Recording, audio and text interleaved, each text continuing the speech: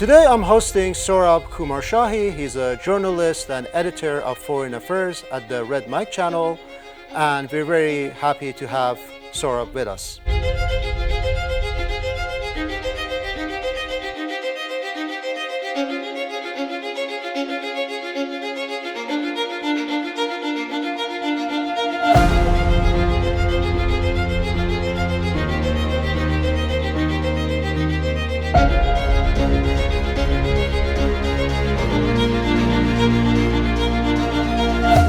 Let's go back to multipolarity and the question of BRICS now, because we can look at BRICS as a major organization that might be a manifestation of multipolarity. And I think just today or yesterday, Donald Trump had a social media post saying that you're either with us or you're against us, echoing what George W. Bush used to say after 9/11, that you're either with us or with the terrorists. And now what Trump was saying, that you're either with the American economy or with the BRICS, and if you try to come up with your own BRICS currency, we're going to put 100% tariffs, and then you cannot actually trade or benefit from the U.S. economy or engage with the U.S. economy.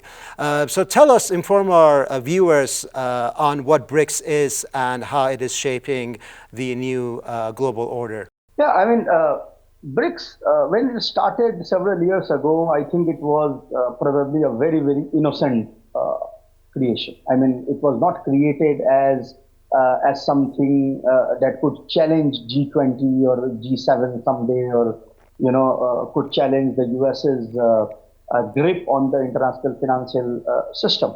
But then, as what happens sometimes in history is that some prophecies become self-fulfilled. In the case of United States, the way it has used sanctions, the way it has used international financial system as a weapon against the countries it is at war with, basically created a scenario where the whole financial system became delegitimized. So in a way, it is a self-fulfilling prophecy, because had you not used it, the countries would not have looked for another option. So when the BRICS came up, BRICS was not a very strong organization. It didn't come up as an alternative to the American financial system or as a political body that could challenge G7 and other Western-ruled institutions and organizations. However, as I said, because of the use of sanctions as an instrument, because of the misuse of international financial system as an instrument of control, BRICS role has increased. I like to remind viewers here that 10 or 15 years ago, when BRICS was taking shape, Iran was one of the very few countries, or let's say the only country, which was talking about an alternative financial system, or which was talking about doing trade in currencies other than the dollar. Because Iran had that kind of sanctions imposed by the West, and it was sort of cajoling both China and Russia at that point in time to see merit in its argument of creating a parallel financial system or a competitive financial system. So in a way, when we talk about the alternative financial system, the very idea comes from Iran here. And China and Russia joined the bandwagon at a very later date. Only when America started targeting them specifically. So one must always understand that BRICS, as I said, started as not as a challenge to the West. It started just as a grouping of countries who were coming to the fore as far as in Global South was concerned. But now, because of the, as I said, self-fulfilled prophecy, because the United States has used the whole system against both Russia and China, these two countries, which were reluctant, which were not ready to listen to what the Iranians were proposing 10 or 15 years ago, are now more eager than Iran itself to create some kind of system. In this regard, I will say that the recently held summit in Kazan is probably the watershed summit of this. Prior to this summit, there was a lot of talk about alternative financial system. There was a lot of talk about challenging the dominance of dollar. There was a lot of talk about how we must circumvent the unilateral sanctions United States and Europe puts on other countries. But there was nothing on the ground. But if you look at the finer details of the Kazan summit, you will realize that things are already in motion, and they are moving fast. Primarily in the case of alternative financial system, we are talking about international clearing mechanism. This is the first place where America puts its. This is the first instrument which is used as a punitive measure by America. So they are now planning to come up with the international clearing system where countries who are parts of BRICS can have, country-to-country trade, country-to-country payment cleared through alternative mechanism where they don't use the mechanism provided by the United States. The ball is already rolling. Many countries are becoming part of it. Some are, talking about it openly. Some, like India, are, part of the campaign, but they are not harping it because they understand that America might get a bit angry. But it is already happening. The second, of course, is the same thing where individuals, we talk about the SWIFT mechanism, the SWIFT clearing system, which is used by individuals to transfer funds from one country to another country, and which is again used by United States. I mean, as an Iranian, you know what I'm talking about. Definitely. What day-to-day problem you people face while staying. Now what is happening is that there is something coming up which will replace SWIFT. Where Iranian who is in Russia, or a Russian who is in Tehran, or a Iranian who is in New Delhi will not be using SWIFT as the international clearing mechanism for individuals. Earlier we talked about the country-to-country clearing mechanism. Now we're talking about the individual clearing mechanism. And this is going to be this is going to hurt United States like nothing has ever done. But does that mean that the international financial system which United States has created will collapse? No, it is not. Big empires have inertia. The inertia itself carries them for a couple of decades. I'm not saying that America's dominance is going to finish in 5 years. It might take 20 years, it might take 25 years. Because, as I said, big powers have the inertia, and or inertia even longer. itself. Or even longer. But the decline has started. You can see the slide, and the slide is very, visible. Now, as far as global BRICS currency is concerned, and you talked about, what is going to happen. Trump yesterday gave a very clear, open threat to the BRICS, to the members of the BRICS, saying that if you de-dollarize, then we are going to punish it.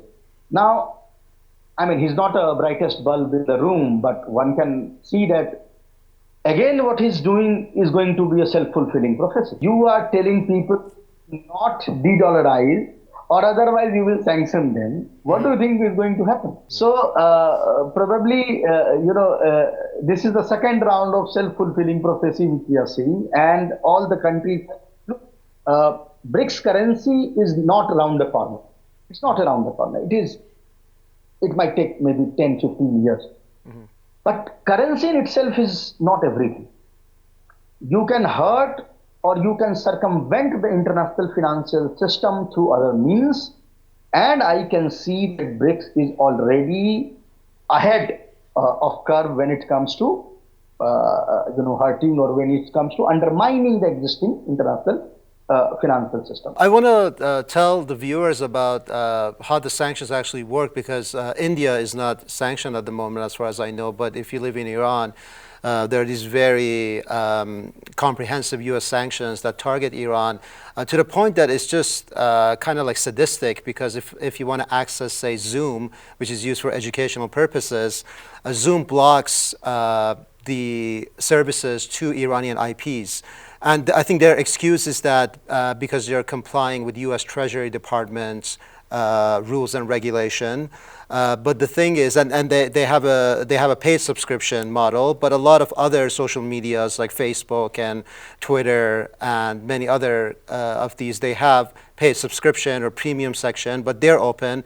But Zoom, which is educational and should be open to everyone, is actually, it blocks access to Iranians. So you're right. I mean, it's this is SWIFT system, so Iranians cannot use the SWIFT system, or countries that are sanctioned cannot use the SWIFT system. I think even after the nuclear deal was signed in 2015, even during the Obama years, I think it was very difficult for Iranians to use the SWIFT system. I don't think it was really happening. And then Trump came and he withdrew from the deal, and then all the sanctions came back. But yeah, so it's not just a SWIFT system, it's also just access to basic things like Zoom. Fortunately, I mean, there are VPNs, but then at the same time, it just becomes a headache because sometimes the VPNs don't work. And yes, I mean, I think what you're saying is very right, that a lot of these countries are realizing that they have to have an alternative to the US SWIFT system and to the power of the dollar, and they have to be able to transact with each other in a different currency or through alternative means. I even heard about Iran and Russia setting up bank relations to the point that Iranians could use their bank cards to get money out of Russian ATMs and vice versa. I don't think it's happened yet, but it's something that I think they're experimenting with to do in future years. But also tell us about India's role in BRICS. So how is India contributing to BRICS? Look, as of now, of the earlier, of the initial 5 members, I mean, of course, now it is BRICS Plus, and there are new members, and of course, they have new motivations. And of the initial members, probably South Africa and India are the ones who are not very enthusiastic about, directly taking on the Western might or undermining the Western-ruled financial system. Of course, because as I said, only those countries who already face sanction become enthusiastic. I mean, in the same way, Russia was not very enthusiastic 10 years ago. China was not very enthusiastic 10 years ago. Iran was. So now they are enthusiastic, and the sources inside who are aware of the talks which happened during the BRICS summit, the closed-door talks, they say that there is a very clear reluctance on the part of India to be seen as a party to countries like Iran, China, and Russia in their process of de-dollarization. Now, what happens is that India's foreign minister, while addressing to a think tank in the United States, actually mentioned this, and he said that no, we have, the exact word was that we don't have any, negative motive regarding this, and we are not in the business of de-dollarization. But he said that, mechanisms should be devised where unilateral sanctions could be circumvented. Now, this is a very, how to say it, a cop-out, as they call it, or a mealy-mouthed statement. How do you want to circumvent the sanction if the sanction is unilateral? I mean, that's the entire point of de-dollarization. But because he does not, he needs that sound bite for America to be satisfied or to be not wary of India's design. So these statements were made at some of the American think tanks. Behind the back, India is also trying to create a space for itself where it can work with, it can do trade with other countries in its own currency. And it is doing some amount of trade with other countries. But what people forget is that doing trade in its own currency or in the currency of China, for example, in yuan, is easier for a country like Iran, Russia, and China, but it is not easy for a country like India, because India is not a export powerhouse. Now the problem is, see, actually I'll give you an example. The problem India is facing vis-a-vis Russia. Now India said that we will pay some of the imports from Russia in rupees. And India imports billions and billions of dollars of gas and oil every month. Now, what is Russia importing from India as of now? Very few machinery, a few food items, some rice, maybe some other things. I mean, the balance of trade is lopsided in the favor of Russia 9-1. And not tea. Tea is from Sri Lanka mostly? Yeah, or even Kenya. Kenya also exports a lot of tea. India also does, but India is also a big consumer of tea, so it is not a big exporter. It is a big producer, but not a big exporter. I see. Now the problem is, what do you think Russia will buy from India worth those $50 billion? Say if you convert it into Indian rupee, what is Russia going to buy from India worth $50 billion? India is not China. India is not making precision machinery which costs billions of dollars. India is not making global level some satellites which will cost billions of dollars. So this is where the problem starts. In the case of Iran, for example, because Iran exports energy and Iran needs, say, household electronics or cars or other things to be imported, it can still, it has a very balanced, BOT between Iran with China and with Russia, or Russia has with China. But in the case of India, that is a big problem. So now what happens is that even if you want, you cannot trade beyond the point in your own currency. Now, what is the second alternative? The second alternative is yuan. Everybody is ready to trade in yuan because China is the export powerhouse. It is the net exporter. So anybody who is exporting to China knows that even if it is being paid in yuan, or even third country, for example, say Ethiopia is exporting something to India, and India pays Ethiopia in yuan, Ethiopia can use that yuan in buying things from China because everybody buys things from China. But that cannot happen with the Indian currency. So ultimately, India will have to come around and understand that if it wants to challenge the international financial system, it has to abide by the rules, and it has to be party to something, to the alternative which is trying to make. But as of now, India, it brings a lot of heft because it's a big it's a big economy rather, but it does not want to be seen as a confrontational party against the West. So there is a bit of confusion there. Probably in coming years, India will have to decide which way it wants to be seen. It cannot, make both the side happy for a very long time. Yeah. I think that time has come. Yeah, and I think Iranians have an experience with that too, because during the Qajar era in the 19th century, the Qajars were trying to play the Russians against the British and vice versa, and it was not an easy thing. I mean, Iran never became directly colonized, but at the same time, the kings of the Qajar era, 19th century, they had to always play the Russian against the British and vice versa.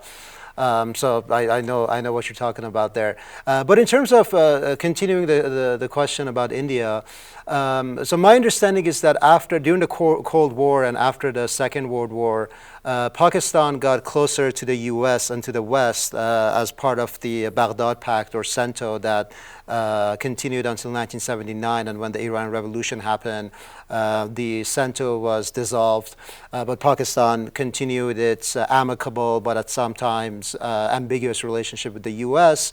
But then India was closer to the Soviet Union during the Cold War era, if my understanding is correct. So can you explain to us, to our viewers, what happens after the fall of the Soviet Union? So what is India's relationship with Russia in the 1990s?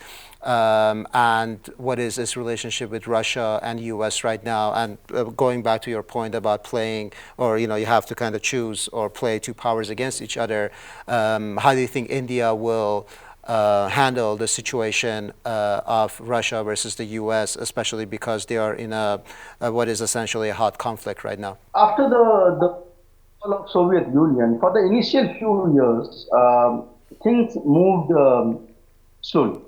Why it moves slowly? Because institutions have their own memory.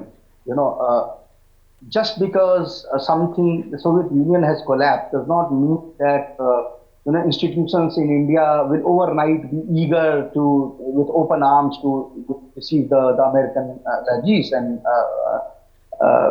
create multifaceted relationship with American institutions.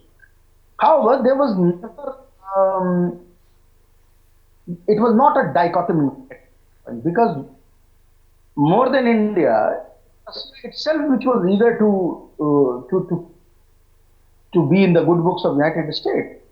I mean, people forget that Putin was one of the most pro-Western leader Russia had in the mid 90s. Many people don't know that as the assistant to the mayor of St. Petersburg, Putin was instrumental in suppressing the army, the coup, which happened in the early 90s to re-establish the Soviet Union. I mean, it is, if you read some of the cables which have been de-archived, some of the cable, if you read about Vladimir Putin, you have American diplomats saying that I have never seen a guy more pro-Western than this guy. The Putin of today was probably 180 degrees opposite of what he was in the early 90s. So India did not see it as a dichotomy because if the Russia was trying to be in the good books of, if the Moscow itself was trying to be in the good books of Washington DC, why would not India? Of course, the things moved fast when the BJP government came to power for the first time. It was a coalition government, it was not just BJP, but then BJP was the senior partner, and most of the other parties were ideologically either fluid or willing to compromise. I mean, this coalition had some of the so-called socialist parties also who were very opposed to India getting closer to America. And then, of course, several rounds of strategic dialogue happened between the then Indian Defense Minister Jaswant Singh and Stoke Talbot from the United States, and a strategic relationship came into force. And it has strengthened, and we have reached to a point where even if it is not written in these words, India is probably one of the most important non-NATO allies of the United States. Mm-hmm. Now the problem is during the late 90s, or let's say mid 2000s, like 2005 and 6. When the relationship between Moscow and DC started to fray again, and some of the experiences of Vladimir Putin made him realize that how much ever he grovels, the West is not going to consider Russia part of its civilization, or part of its civilizational sphere at least. But India was doing well because it was buying a lot of Russia, and because at that point in time the West was not ready to give a lot of arms to India, so India had an excuse, and the relationship was perfect because with one party you were buying arms, with other party you were training the defense, other defense cooperation. Now, of course, in the last 2-3 years, especially after the war in Ukraine, it is becoming harder and harder. Harder because there is an immense pressure from the United States on India to do things which will appear unpleasant to Moscow, and sometimes because of the pressure, because of the other pressure point, we tend to do things which probably makes our own position a bit difficult when it comes to our relationship with Moscow. This balancing act, as I said, is going on, but now both the party demand that this ambiguity must go. India will have to choose side. What side it chooses depends on what amount of pressure America exerts on India. In the case of Iran, we have seen that when America exerted pressure, India's trade with Iran went down to almost zero. As of now, the trade is almost close to zero. It is stifling. India's investment in Iranian infrastructure and other port is also, it is just on paper. There is nothing on ground. When I was in Iran, we discussed about this, how I went to Chabahar port last year, what I saw there and what I wrote about it. And even I was threatened. you know, for writing the truth. So this is the problem. In the case of Iran, India folded very fast. In the case of Russia, because the stakes are higher, we are buying a lot of weapons, and a lot of weapon systems which we use are still Russian, probably not fold so quickly. But I think a time has come where at least Washington wants India to clearly choose side and not be ambiguous. When that fear starts to recede, when you are no more fearful of the consequences, that is the time the empire realizes that something is not right. Now it is up to America to realize, to reconcile to this reality, or they just don't want to, they want to play ostrich, bury their head inside the sand, and wait for the things to come.